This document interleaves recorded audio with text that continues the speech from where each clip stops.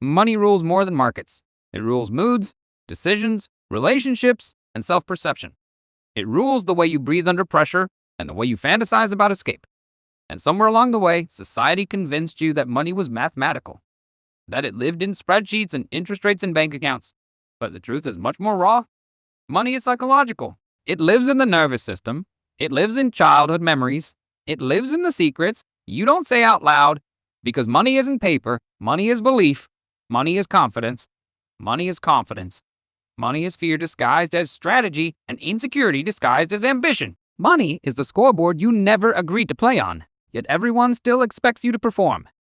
Here's what most people won't admit. You don't want money for the number. You want money for the feeling. You want the feeling of safety, so you can stop worrying. The feeling of control, so no one can humiliate you.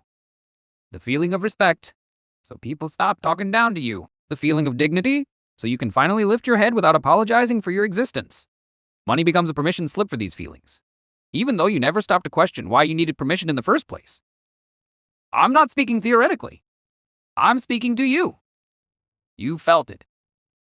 That aching pressure behind the ribs. The thought that if you just had more, life would finally make sense. That you'd sleep without anxiety. That you'd walk with certainty. That you'd stop comparing yourself to people who seem unfairly ahead.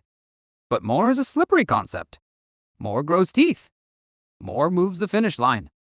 More whispers, not yet. Keep running.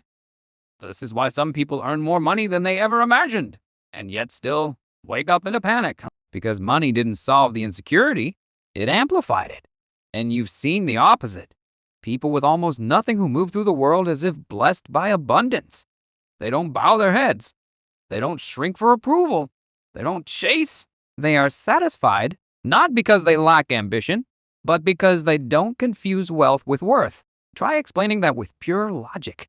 You can't, because money is emotional. Money is relational. Money is identity.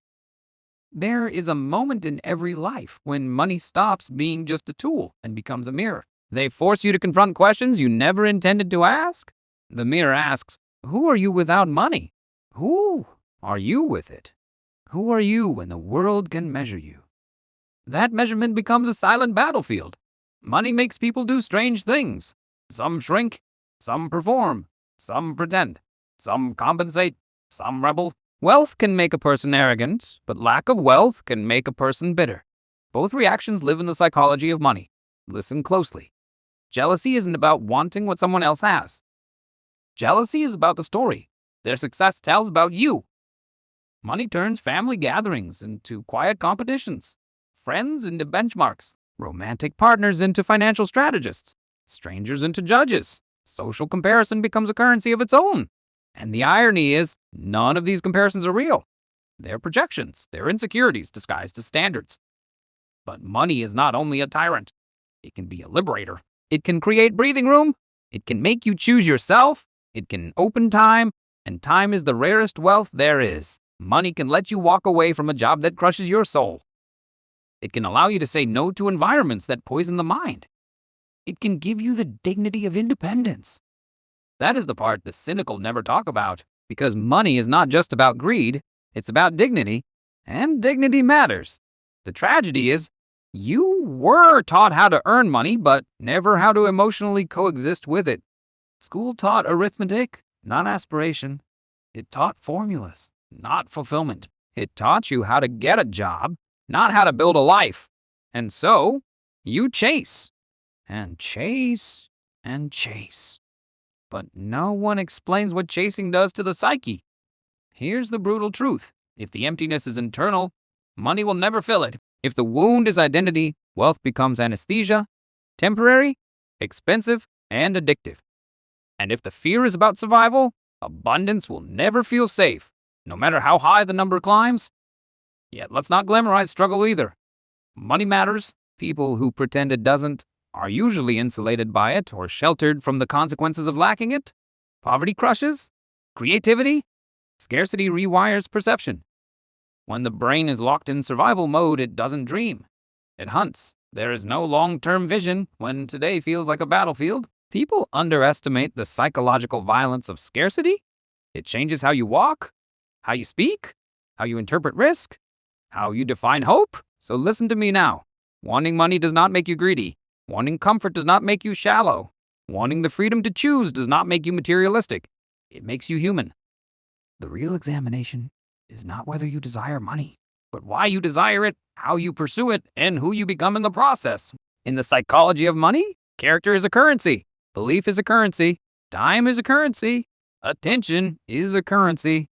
And dignity may be the highest currency of all. There comes a day when money stops being transactional and becomes existential. A day when you realize you weren't chasing wealth. You were chasing validation. You were trying to make sure your life meant something. You were trying not to disappear into mediocrity. You wanted proof that you were exceptional, or at least not ordinary. But here's the aggressive part no one likes to hear. No one is coming to build your dignity for you. No one is coming to hand you freedom. No one will lend you confidence. Money favors the ones who show up with conviction. And conviction does not grow in comfort. It grows in discomfort, risk, and decision. But let's slow down again. Because wealth is not singular. Wealth is layered. Financial wealth is just one layer. Emotional wealth is the ability to sleep deeply and wake without dread. Intellectual wealth is the capacity to understand, learn, and adapt. Social wealth is a network of people who respect you, support you, and push you higher. Spiritual wealth is the meaning, the purpose, the inner compass. The tragedy of modern ambition is that people chase one form of wealth and die bankrupt in the others. So I'll ask you again, quietly, gently, what are you chasing? Not the superficial answer. The true one. Is it safety? Is it validation? Is it status? Is it control? Is it escape? Is it revenge against the world that once ignored you? Is it freedom? Or is it something nameless? Something felt but not articulated? Because the moment you discover that answer, everything changes. Money stops being a master and becomes a servant. And servants obey. They do not command. That's the shift most never make.